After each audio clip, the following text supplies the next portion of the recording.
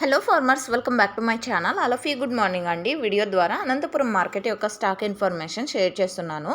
So ముందుగా ఈరోజు date వచ్చేసి 12వ తేదీ అండ్ డిసెంబర్ నెల 2025 సంవత్సరం. అండ్ ఈరోజు అనంతపురం టొమాటో మార్కెట్ స్టాక్ తీసుకుంటే గనక నిన్నటి మీద కూడా తగ్గింది అని చెప్పొచ్చండి.